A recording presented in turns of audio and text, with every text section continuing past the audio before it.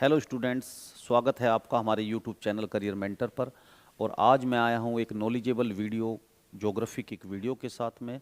जैसे पिछली वीडियो हमने बनाई थी तो उसी में आज मैं आपको पढ़ा रहा हूँ नदियों का सिंधु नदी तंत्र को। तो देखिए, जो अब जैसे कि आप बोर्ड पे देख ही रहे होंगे, आज मैं आपको पढ़ाने जा रहा हूँ सिंधु नदी तंत्र। देखिए, तो आइए पढ़ते हैं। तो देखिए, इसमें सिंधु नदी तंत्र लिखा हुआ है। तो जो सिंधु नदी है, सिंधु नदी के विषय में हम पढ़ते हैं। और ये आप देख रहे होंगे मैप में, तो ये सिंधु नदी और सिंधु की सहायक नदियाँ लिखी हुई हैं। और इनसे आप जानते ही हो कि एग्जाम में क्वेश्चन पूछे जाते हैं। नदियों के उद्गम स्थल, नदियों की सहायक नदियाँ, और नदियों की कोई विशेषता अगर होती है विशेष, तो उससे एग्जाम में क्वेश्चन आते हैं। और उन्हीं को जो क्वेश्चन आते हैं, तो हम ये चाहते हैं कि मैं आपको एक एक करके सारी नदियों के तंत्र के विषय में बताऊंगा, जो भारत की प्रमुख नदियां हैं। और उसके बाद हम अपनी सीरीज को ऐसे ही आगे बढ़ाते जाएंगे। तो आइए करते हैं भाई। हम देखो, लिखा हुआ है सिंधु नदी। तो सिंधु नदी का उद्गम स्थल क्या है? पहला क्वेश्चन यही देखिए आप।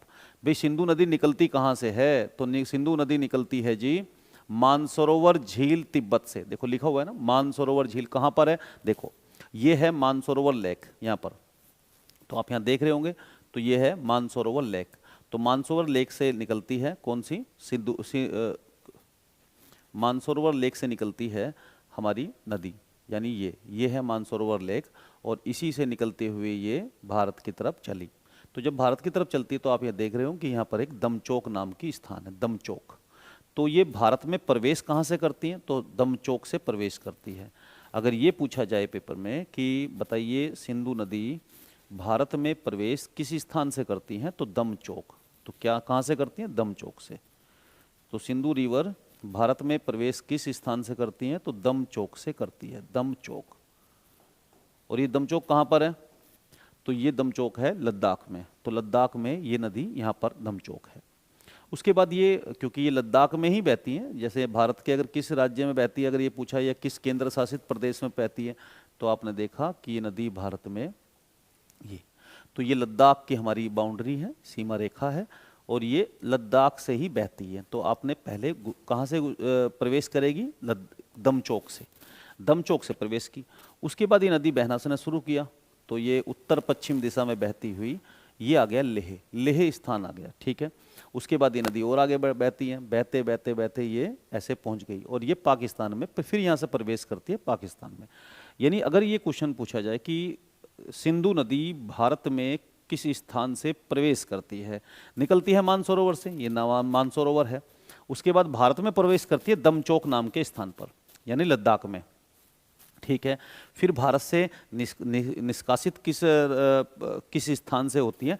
तो नाम है चिल्लास, याद रखना, चिल्लास, चिल्लास से। एक और क्वेश्चन आ सकता है। क्वेश्चन ये आ सकता है कि जब भारत में से वो निकास करती है, यानी निकलने वाली होती है, तो यहाँ पर एक पर्वत है, यहाँ पर एक पर्वत है। तो उस पर्वत का नाम है, यानी जब ये यू टर्न लेती है, तो कोई यू जैसा बन गया, यहाँ से यू टर्न लिया, तो यहाँ पर एक पर्वत है, उस पर्वत का नाम है नंगा पर्वत, नंगा पर्वत। यानी ये क्वेश्चन भाई 8125 मीटर ऊंचा पर्वत है। तो क्वेश्चन पूछा जाएगा भी सिंधु नदी जब भारत से निष्कासित होती है, तो उस समय पर कौन से पर्वत से वो यू टर्न लेती है? तो यहाँ पर है नंगा पर्वत। कितना ऊंचा है वो? 8125 मीटर ऊंचा। उसके बाद ये नदी प्रवेश कर जाती है पाकिस्तान में, और इसको कहा जाता है पाकिस्तान की जीवन रेखा। क्यों? क्योंकि जीवन, इसके बिना, क्योंकि सिंचाई का बहुत बड़ा जरिया है पाकिस्तान की, हाइडल पावर के लिए भी और इरिगेशन के लिए भी सिंचाई का एक प्रमुख माध्यम है ये नदी। तो इसलिए इसको कहा जाता है पाकिस्तान की जीवन रेखा, पाकिस्तान की जीवन रेखा इसको कहा जाता है। देखिए बोर्ड पे लिखा हुआ है। इसके किनारे कौन सा शहर पड़ता है पाकिस्तान में? तो उसका आंसर है कराची। भी इसके नीचे, इसके किनारे कराची शहर पड़ता है, ठीक है। यानी कराची एक ऐसा शहर है जो सिंधु के किनारे स्थित है। इस नदी की अगर कुल लंबाई की बात करते हैं, तो लंबाई है इसकी 2880 किलोमीटर, यानी 2880 किलोमीटर इसकी कुल टोटल लंबाई है, ठीक है। अब ये कितने देशों से होकर बहती है? तो आप देख ही पा रहे हो कि ये जो नदी है, ये कैलाश मानसरोवर से निकलती है, और निकलते हुए ये पहले तिब्बत, यानी तिब्बत में बही। तिब्बत पर किसका अधिकार है? तो आप जानते ही हैं, चीन का, ठीक है। तो तिब्बत से बही, और उसके बाद ये आएगी लद्दाख में, लद्दाख से, यानी भारत के लद्दाख में। और लद्दाख का मतलब यानी इंडिया, तो इंडिया से बही और उसके बाद फिर ये पाकिस्तान जा रही है और उसके बाद अरब सागर में ये विलय हो रहा है इसका। यानी आपने देखा कि ये 3 देशों से बहती हुई अरब सागर में गिरती है। कौन कौन से देश है वो बताओ आप मुझे। तो वो है तिब्बत, भारत और पाकिस्तान। ठीक है, तिब्बत, भारत और पाकिस्तान से होकर अरब सागर में ये विलित होती है, यानी वहां पर ये मिल जाती है। ठीक है जी, आगे बढ़ते हैं क्वेश्चन भैया। तो इसमें लिखा हुआ है भाई उद्गम स्थल कहाँ है, तो मानसरोवर झील है तिब्बत में। इसका विलय कहाँ होता है, तो अरब सागर में। कौन कौन से देश से बहती है, तो ये तिब्बत, भारत और पाकिस्तान से। इसकी कुल लंबाई कितनी है, तो लंबाई है 2880 किलोमीटर। ठीक है, उसके बाद ये किसके किनारे कौन सा शहर स्थित है, तो शहर स्थित है कराची और इसे कहते हैं पाकिस्तान की जीवन रेखा। अब इसमें प्रमुख नदियां कौन कौन सी प्रमुख नदियां इसमें आकर मिलती हैं, तो देखिए उसके बात करते हैं। देखिए राइट की तरफ से इसमें पहले श्योक और गिलगित नदी मिलती हैं। देखो श्योक कहाँ से भाई, राइट, जैसे नदी निकली है तो उसके राइट में उस तरफ ऊपर की तरफ से, तो इसमें एक तो श्योक नदी आके मिलेगी और दूसरी फिर गिलगित आके मिलेगी। श्योक और गिलगित, ऐसे श्योक और गिलगित, तो 2 नदियां मिलेगी इसमें आके। फिर आप ये पाकिस्तान चली जाएगी तो फिर क्योंकि दाहिने हाथ की तरफ से ही बात कर रहा हूँ मैं, तो राइट हैंड की तरफ से ही, तो ये हो जाएगी इसमें फिर काबुल, कुर्रम और गोमल मिलेगी। यानी काबुल हो गई, ये काबुल, ये कुर्रम हो गई और ये गोमल हो गई। यानी ये 3 नदियां ऐसे एक एक करके मिलती हैं। तो पहले यहाँ से स्टार्ट करेंगे इंडिया से, तो कौन सी, श्योक, पहले कौन सी, श्योक, फिर कौन सी, गिलगित, उसके बाद फिर काबुल, फिर कुर्रम, फिर गोमल। इस तरह से नदियां मिलती हैं दाहिने हाथ की तरफ से। देखिए अगर नदी का हमें दाहिना और बायां पता करना है तो इसके लिए सबसे अच्छा होता है कि आप नदी के साथ साथ चले, यानी नदी जिस तरफ मिलने जा रही है, यानी उस नदी का जहाँ पर अंत होगा उस तरफ आप देखें और उसके हिसाब से ही आपको पता लग जाएगा कि नदी का दायां तट कौन सा है और नदी का बायां तट कौन सा है। ठीक है, उसके बाद देखिए आप इसमें लिखा हुआ है लेफ्ट हैंड की ओर से इस नदी में कौन कौन सी नदियां मिलती हैं। तो इसमें लेफ्ट हैंड की ओर से मिलती है सूरू नदी, सूरू नदी, जास्कर नदी और फिर ये पंचनद नदी। यानी आपने देखा ये पंचनद, देखिए यहाँ पर ये मिथान कोट है। तो आपने देखा कि भाई किस प्रकार से ये भारत की कुछ नदियां जैसे झेलम, चिनाब, रावी, व्यास, सतलुज, ये सब सारी नदियां जो है इसमें विलय हो गया है। कहाँ पर, मिथान कोट में, मिथान कोट में। यानी पंचनद एक नदी है, तो वो 5 नदियों के मिलने से बनती हैं। कौन सी 5 नदियां, जो पाकिस्तान जो पंजाब का निर्माण करती है। यानी पंजाब का निर्माण करने वाली 5 नदियों से के नदियां भी इस नदी में मिल जाती हैं, सिंधु नदी में। ठीक है जी, तो हम आगे देखते हैं नेक्स्ट स्लाइड पे।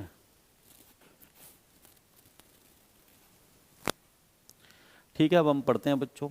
देखिए एक बहुत इंपॉर्टेंट क्वेश्चन और है जिसका मैं बताना भूल गया आपको। भाई सिंधु नदी जब ये बह रही है यानी लद्दाख से, तो किन 2 पर्वत श्रेणियों के बीच में ये बहती है, तो 2 पर्वत श्रेणियां हैं। ऊपर की तरफ है जास्कर, जास्कर, और नीचे की तरफ क्या है, तो जास्कर और लद्दाख और जास्कर, तो नीचे की तरफ लद्दाख है।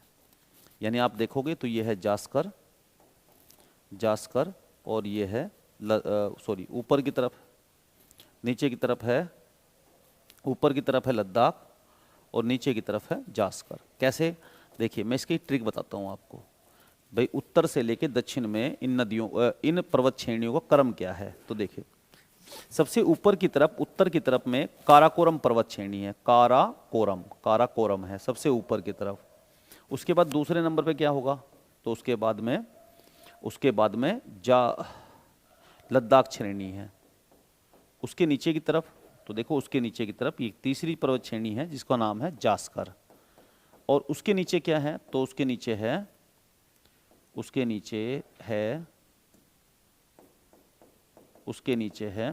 ये नीचे, ये वाला, तो ये है पीर पंजाल। तो पीर पंजाल आपने देखा कि भाई ये जो पर्वत श्रेणियां हैं, ऊपर काराकोरम है, नीचे लद्दाख है, तीसरे नंबर पर जास्कर है और फिर पीर पंजाल है। तो इसको ना एक ही बात में बता देता हूं, अब मैं एक ही ट्रिक बना लेते हैं इसकी। तो आप याद रखना काल जपी, क्या रखना है आपको, काल जपी। देखो कैसे, काल जपी याद कर लो आप इसके लिए कि भाई ऊपर क्या है, तो भाई का से क्या हो जाएगा, काराकोरम, फिर ला से क्या हो जाएगा जी, लद्दाख। ठीक है, ला से क्या हो जाएगा, लद्दाख, का से क्या हो जाएगा काराकोरम, ला से क्या हो जाएगा लद्दाख, जा से क्या हो जाएगा जास्कर, और नीचे पा से क्या हो जाएगा पीर पंजाल।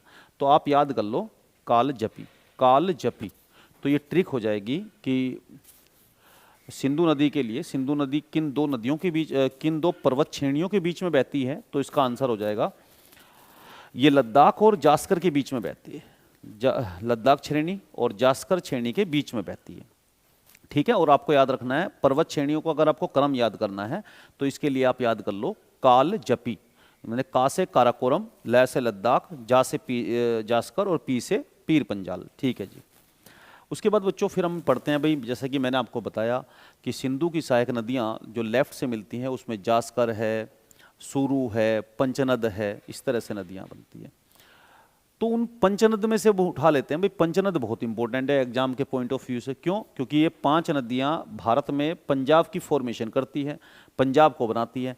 तो ये पंच नदियाँ कौन कौन सी है, ठीक है, जिनको जो पंजाब का निर्माण करती हैं, और ये पाकिस्तान के में जाकर सिंधु पाकिस्तान में जाके सिंधु नदी में भी मिल जाती हैं, और इस तरह से ये सिंधु की सहायक नदियाँ हो गई। कौन कौन सी है फिर वो नदियाँ, तो आप बताइए।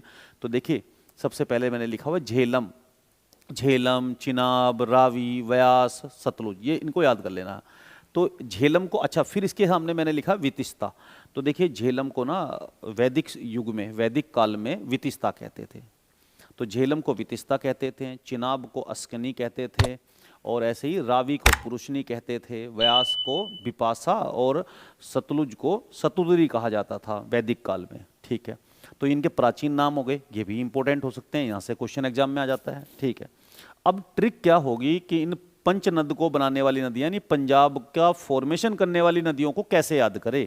अब ये समस्या आ गई हमारे सामने, तो हम क्या करते हैं, इनको मैं उत्तर से दक्षिण में क्रम बनाया के लिए मैंने एक छोटी सी ट्रिक बनाई है। देखो इसमें लिखा हुआ है इंदु जी चली रवि के साथ। इंदु जी चली रवि के साथ का मतलब क्या होगा, देखो जी पहले इंदु लिखा हुआ है, तो ये जो इंदु लिखा हुआ है इसका मीनिंग है इंडस। इंडस मतलब सिंधु, इंडस का मतलब सिंधु। तो सिंधु जो है, सिंधु को इंग्लिश में इंडस बोलते हैं, तो इंदु हो गया। अब जे आई का मतलब है, जे से याद आ जाएगा आपको झेलम, देखो झेलम हो गया, तो उसके बाद में झेलम नदी है। अब देखो चली है, तो चली से देखो याद करने के लिए, क्योंकि ट्रिक बनाई भाई क्रम क्रम याद रहे, सबसे बड़ी बात है। तो फिर चली से ये चा ले लिया, तो चा से क्या याद आया, चिनाब याद आ गया हमें, चिनाब याद आ गया। उसके बाद देखो क्या लिखा हुआ है, तो उसके बाद मैंने लिखा है रा, रा, तो रा का मतलब रावी, उसके बाद रावी है जी। फिर वी है, तो वी का मतलब व्यास, व्यास नदी है। तो ठीक है, और जो के का मतलब इसमें कुछ नहीं है, तो मैंने के पर क्रॉस लगा दिया, यानी कुछ नहीं है, वो बनाने के लिए, ट्रिक बनाने के लिए ऐसा किया है। इंदु जी चली रवि के साथ, अब देखो साथ है ना, तो साथ का मीनिंग क्या हो जाएगा, तो साथ का मतलब हो गया सतलुज, सतलुज हो जाएगा। तो उसके बाद बच्चों फिर हम आगे पढ़ते हैं। ठीक है, तो आपने देख लिया होगा इस स्लाइड पर हमने कौन कौन से महत्वपूर्ण प्रश्नों को याद किया। देखिए सबसे पहले तो हमने याद किया कि जो सिंधु नदी है वो किन दो पर्वत श्रेणियों के बीच में बहती है, तो वो बहती है कराकोरम, वो बहती है लद्दाख और जास्कर के बीच में। और अब कैसे लर्न करें कि भाई ये जो पर्वत श्रेणियाँ हैं ये कैसे उत्तर से दक्षिण में है, तो इसके लिए मैंने बताया काल जपी याद कर लो आप, काल जपी। ठीक है, का से कराकोरम, ला से लद्दाख, जै से जास्कर और पी से पीर पंजाल। लेकिन हमारी जो सिंधु नदी बहती है वो लद्दाख और जास्कर के बीच में बहती है, और भारत के लद्दाख से होकर गुजरती है।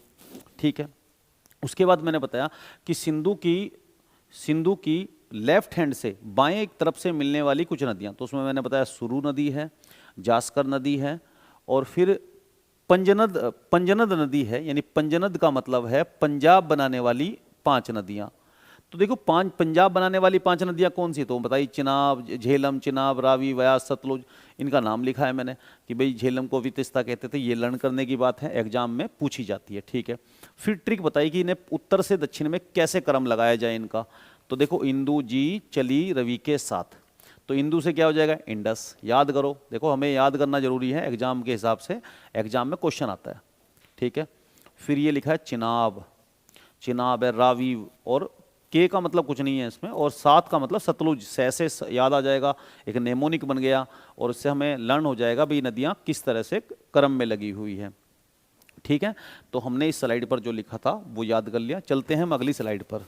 ठीक है, देखो जी, तो अगली स्लाइड पे लिखा है, अब हम एक एक जो पंजाब बनाने वाली नदियां हैं, क्योंकि उनसे एग्जाम में क्वेश्चन पूछे जाते हैं, तो उन्हें एक एक कर कर लेते हैं और वो कहाँ से उनका उद्गम है ऐसा भी एग्जाम में पूछा जाता है। तो देखिए सबसे पहले लिखा हुआ है झेलम, तो ये झेलम लिखा हुआ है। अब झेलम नदी का उद्गम स्थल बताइए। तो अगर देखो झेलम कहाँ से निकलती है, उसका ओरिजिन कहाँ से होता है, अगर ये पूछा जाए, ओरिजिन पूछा जाए उसका, तो उसका ओरिजिन स्थल है बेरनाग झील। ठीक है, कहाँ पर है, बेरनाग झील। आओ देखते हैं इसमें। तो देखो आप ये देख रहे होंगे, ये है बेरनाग झील यहाँ पर। तो यहाँ से निकली है, यहाँ से निकली है, तो आप देख रहे होंगे भाई ये से झील है, तो ये यहाँ से निकली है झेलम, तो झेलम निकली। उसके बाद जब ये झेलम निकलती हैं तो इसके इस पर एक झील पड़ती है, डल झील। यानी पूछा जाएगा बताइए डल झील किस पर पड़ती है। ठीक है, यानी डल झील किस नदी पर है, तो डल झील किस नदी पर है, ऐसा अगर पूछा जाए तो बता देना आप डल झील। तो डल झील है झेलम पर। यानी जब झेलम नदी निकलती है तो उसके मार्ग में, उसके रास्ते में डल झील पड़ती है।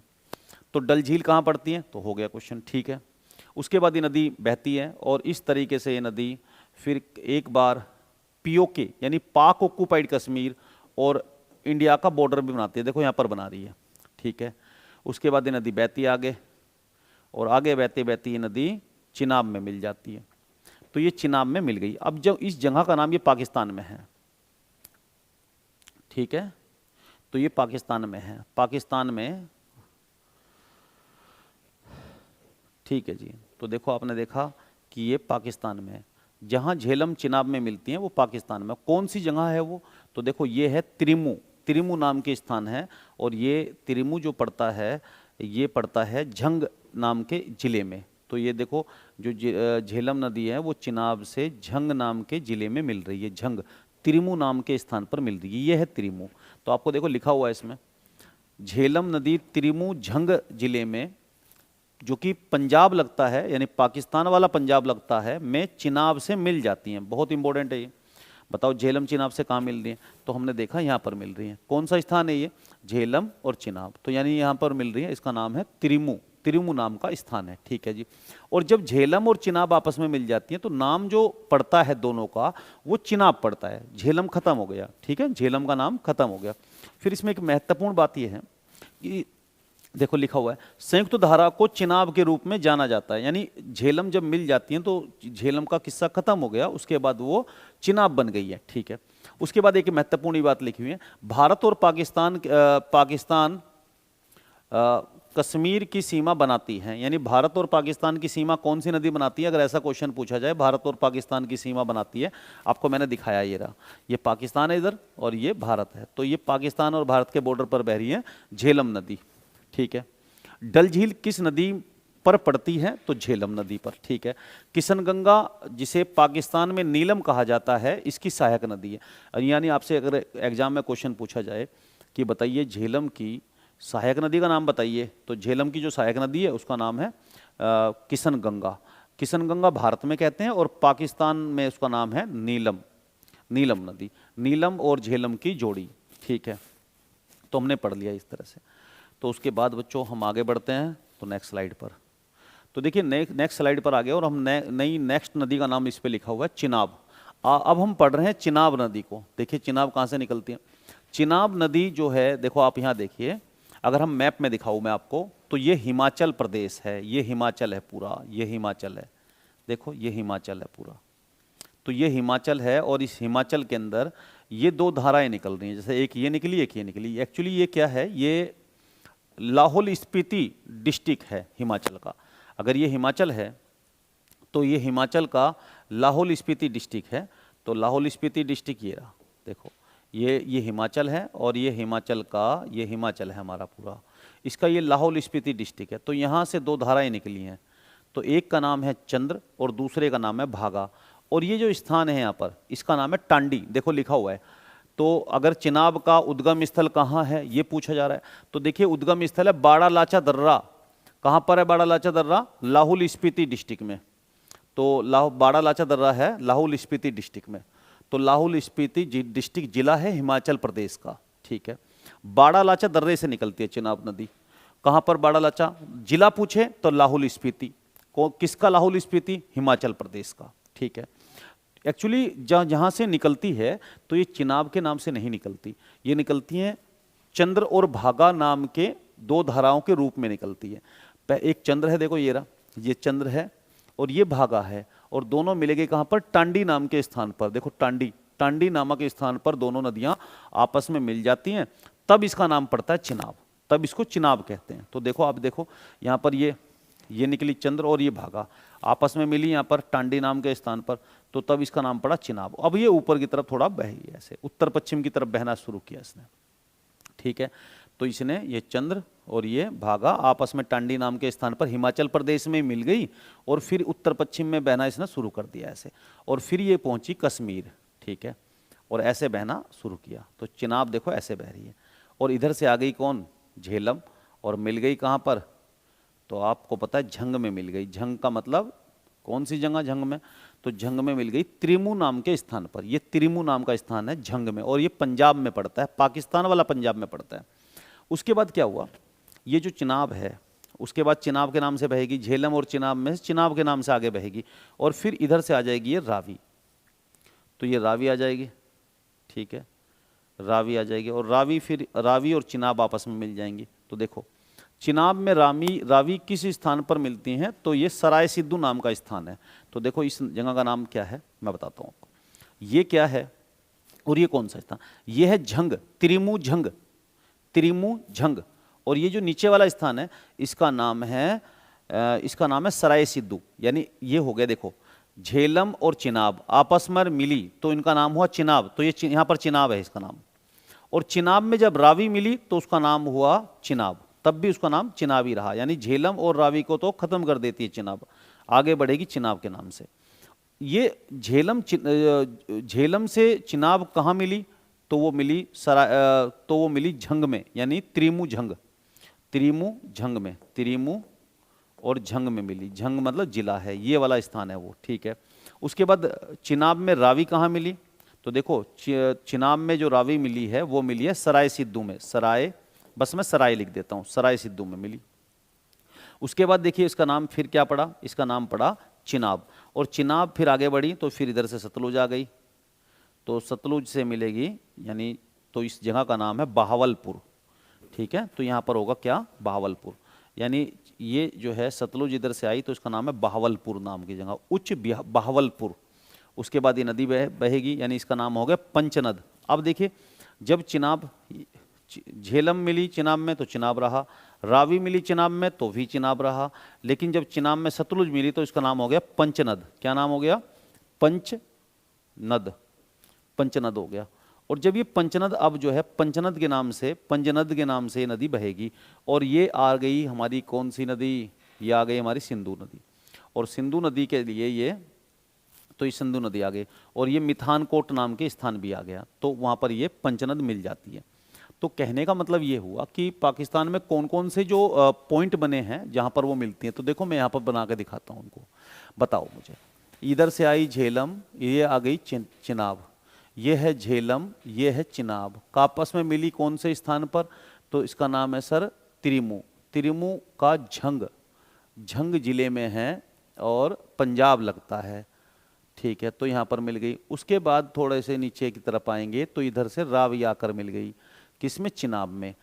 देखो झेलम में जब चिनाब में मिली तो नाम चिनाब रहा, और चिनाब में जब ये रावी मिलेगी, रावी को आर से लिख देता हूँ, ये जगह आ गई, और जगह का नाम क्या है, जगह का नाम है सराय सिद्धू, सराय सिद्धू, सराय सिद्धू में मिलेगी, राइट। तो ये सराय सिद्धू में हो गया, ठीक है। उसके बाद फिर क्या होगा, नीचे की तरफ बढ़ेगी नदी,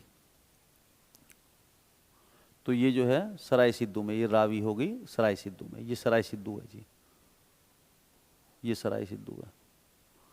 उसके बाद नदी आगे की तरफ यहाँ पर आएगा तो इधर से आने वाली सतलुज मिल गई अब चिनाब में, तो जब चिनाब में सतलुज मिल जाएगी तो उसका नाम पंचनद हो जाएगा, और जगह का नाम है बहावलपुर, बहावलपुर, बहावलपुर में सतलुज मिलती है, ये सतलुज है। सतलुज आकर कहाँ मिलती है, बहावलपुर में, किससे, चिनाब से, ये चिनाब थी, चिनाब थी।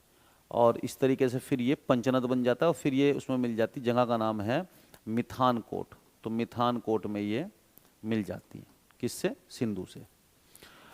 तो आपने देखा कि ये 4 जगह बनी, यानी यहाँ पर है त्रिमू झंग, फिर नीचे की तरफ सराय सिद्धू, सराय सिद्धू के बाद ये बहावलपुर है, और फिर ये मिठानकोट है, जो कि लास्ट में ये मिल जाती हैं सिंधु नदी से। ठीक है, तो चिनाब में रावी सराय सिद्धू में पंजाब में मिलती हैं। रावी का जो उद्गम, अब रावी के बारे में पढ़ते हैं। देखो रावी का क्या है, रावी का जो उद्गम स्थल है वो भी है रोहतांग दर्रा, कांगड़ा जिला, हिमाचल प्रदेश। बिल्कुल ठीक है, यानी हिमाचल प्रदेश के कांगड़ा जिले से निकलती है। अगर आपसे दर्रा पूछा जाए तो दर्रे का आंसर है रोहतांग दर्रा। ठीक है, आगे देखते हैं।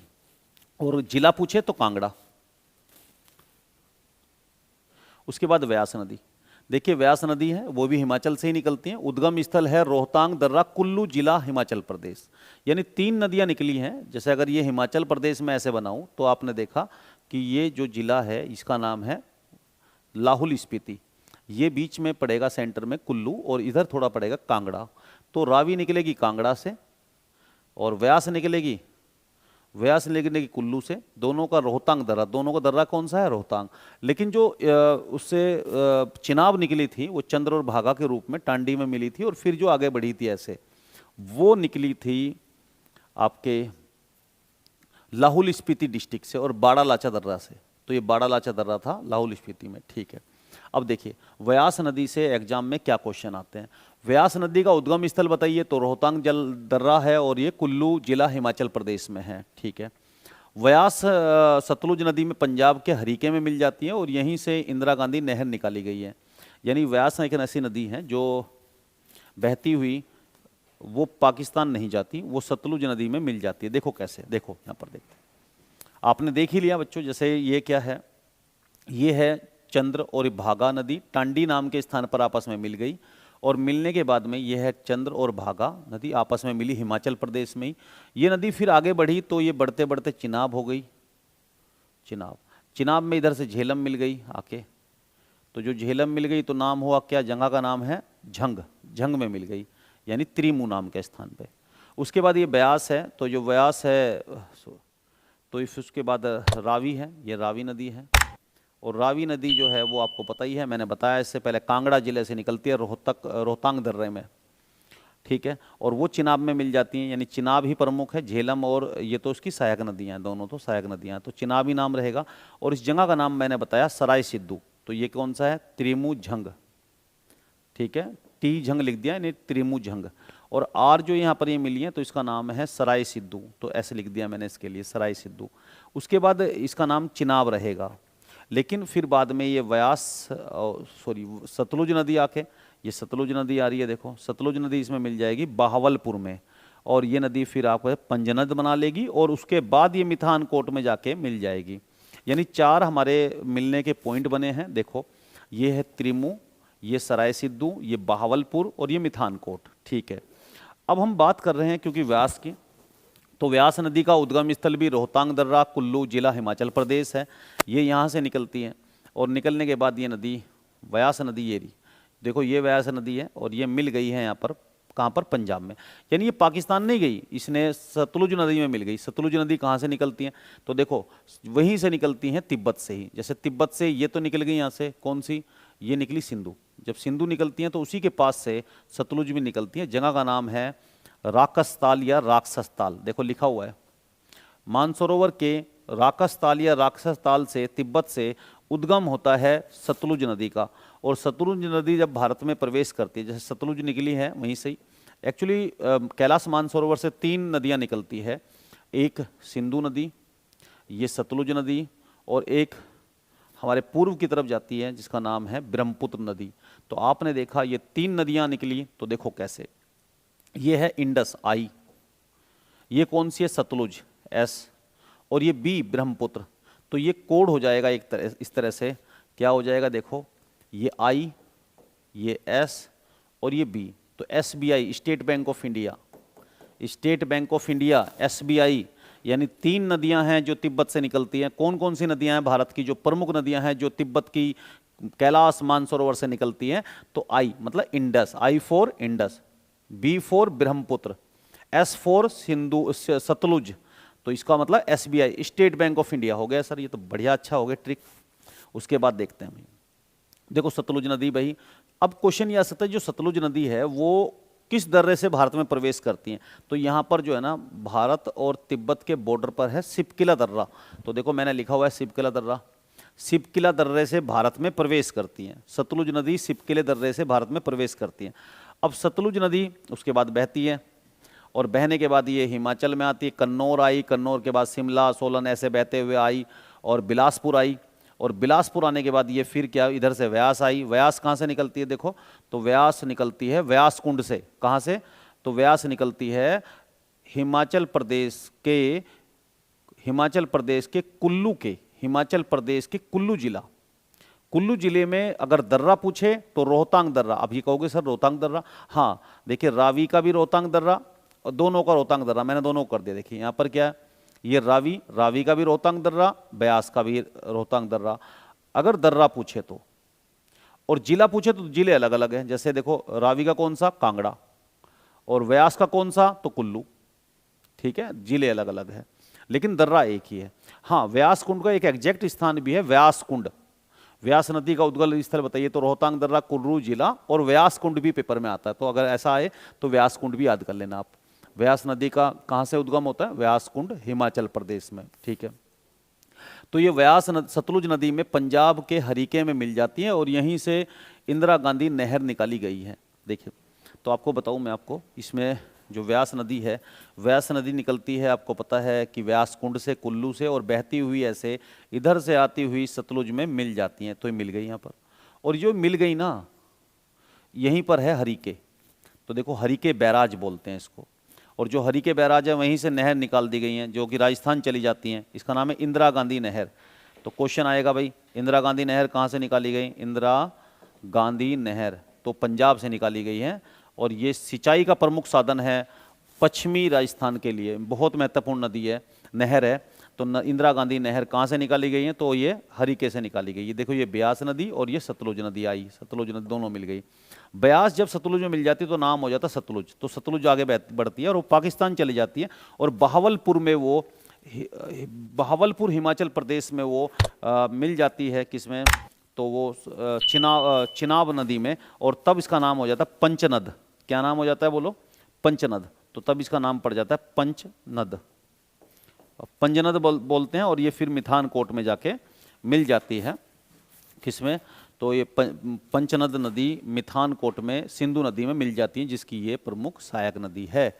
ठीक है, तो देखो अगर पूछे भाई व्यास के बारे में क्वेश्चन क्या आ सकते हैं, तो व्यास के बारे में क्वेश्चन आ सकता है पंजाब बनाने वाली नदियों में से एकमात्र नदी है जो पाकिस्तान नहीं जाती। कौन सी नदी है जी पाकिस्तान नहीं जाती, तो व्यास नहीं जाती। ठीक है, व्यास सतलुज में मिल जाती हैं कहाँ पर, तो पंजाब के हरीके में, और वहीं से क्या निकाली गई है, इंदिरा गांधी नहर निकाली गई, जो प्रमुख स्रोत है राजस्थान में, पश्चिमी राजस्थान के सिंचाई का प्रमुख स्रोत। तो देखो ये हो गया। ठीक है, उसके बाद सतलुज नदी का उद्गम स्थल कहाँ है, तो सतलुज नदी का उद्गम स्थल बताया मैंने मानसरोवर राक्षसताल या राकसताल में। सतलुज नदी भारत में प्रवेश करती है किस दर्रे से होकर, तो सिपकिले दर्रे से होकर वो भारत में प्रवेश करती है। सतलुज नदी चिनाब में मिलती है कहाँ पर, तो बहावलपुर में। देखो आप इसे नोट कर सकते हो, बहावलपुर में मिलती है। ठीक है, अब एक महत्वपूर्ण क्वेश्चन ये है कि भाखड़ा नांगल बांध कहाँ है, तो देखो नाम बोलने में आता है भाखड़ा नांगल डैम। तो देखो नाम बोलने में लगता है भाखड़ा, लेकिन भाखड़ा अलग है और नांगल अलग है। कहाँ कहाँ बने हैं सर ये, फिर तो बताइए आप। देखो जो सतलुज नदी है आप यहाँ देख रहे होंगे, सतलुज नदी जब भारत में आती है तो वो आती है हिमाचल प्रदेश से, लेकिन जब वो हिमाचल को पार करके बिलासपुर जिला पड़ता है, उससे जब पार करके वो पंजाब की तरफ बढ़ती है, तो ये जो भाखड़ा बांध है ये अलग है, ये हिमाचल में पड़ता है। तो ये पड़ता है हिमाचल प्रदेश के, भाखड़ा की एग्जैक्ट पोजीशन क्या है, तो वो बिलासपुर जिला हिमाचल प्रदेश में पड़ता है। बिलासपुर जिला जो कि बॉर्डर पर है, पंजाब के और हिमाचल के बॉर्डर पर बिलासपुर डिस्ट्रिक्ट, उसी में पड़ता है भाखड़ा डैम। और जो नांगल डैम है वो पंजाब में पड़ता है क्योंकि बॉर्डर है ना। देखो जैसे ये हो गया बिलासपुर और ये हो गया रूपनगर, तो ये रूपनगर, ये तो ये बिलासपुर और ये रूपनगर। तो जो दोनों डैम हैं उनमें करीब डिस्टेंस होगी, कुछ थोड़ी सी डिस्टेंस है उनमें। तो जो बिलासपुर में है वो भाखड़ा है, और जो रूपनगर में है पंजाब में वो है नंगल डैम। ठीक है, तो जो ये बिलासपुर जिले में पड़ता है भाखड़ा बांध, ये बांध जो है इसके पीछे एक रिजर्वर है जिसका नाम है, जिसको बोलते हैं जलाशय है, एक झील है, कृत्रिम झील है, तो उस झील को बोलते हैं गोविंद सागर झील। अगर एग्जाम में क्वेश्चन पूछा जाए कि बताइए गोविंद सागर झील कहाँ बनी है, तो भाखड़ा जो डैम है उसके पीछे बनी है, सतलुज नदी पर। ठीक है, सतलुज नदी पर। और भाखड़ा के नाम एक रिकॉर्ड है कि ये भारत का सबसे ऊंचा गुरुत्वीय बांध है। यानी अगर आपसे पूछा जाए कि भारत का सबसे ऊंचा ग्रेविटेशनल डैम कौन सा है, तो वो भाखड़ा है। कितना ऊंचा है वो, तो इसमें लिखा है 200, मैंने लिखा है ना, देखो 226 मीटर ऊंचा। भारत का सबसे ऊंचा गुरुत्वीय बांध, यानी भारत का सबसे ऊंचा ग्रेविटेशनल डैम। ठीक है, तो वो है भाखड़ा। भाखड़ा अलग बांध है और नांगल अलग है। भाखड़ा कहाँ पर है, तो बिलासपुर में, जो कि हिमाचल प्रदेश में, और नांगल कहाँ है, तो पंजाब में, रूपनगर में। ठीक है, तो इस स्लाइड पर यही था, जो इंपॉर्टेंट क्वेश्चन थे वो मैंने आपको बताए। चलते हैं अगली स्लाइड पर। तो देखिए अगली स्लाइड पर क्या लिखा हुआ है। सतलुज चिनाब से मिलकर पंचनद बनाती है और पंचनद मिधानकोट में सिंधु से मिलती है। ठीक है, अब देखिए भाखड़ा बताया, इसके भाखड़ा के बारे में। भाखड़ा हिमाचल प्रदेश के बिलासपुर में है और इसके पीछे गोविंद सागर जलाशय है। इसके पीछे गोविंद सागर जलाशय है जो कि एक कृत्रिम जलाशय है, यानी आर्टिफिशियल लेक बनाई गई है, वहाँ पर पानी को रोका जाता है। ठीक है, नांगल कहाँ है, तो नांगल पंजाब में है, रूपनगर में। ठीक है, और दोनों अलग अलग बांध है, मतलब एक मत सोच लेना कि भाखड़ा नांगल बोलने में होता है, लेकिन भाखड़ा अलग है, नांगल अलग डैम है। ठीक है जी, आज की इस वीडियो में बस इतना ही, और मिलते हैं नेक्स्ट वीडियो में। तो धन्यवाद।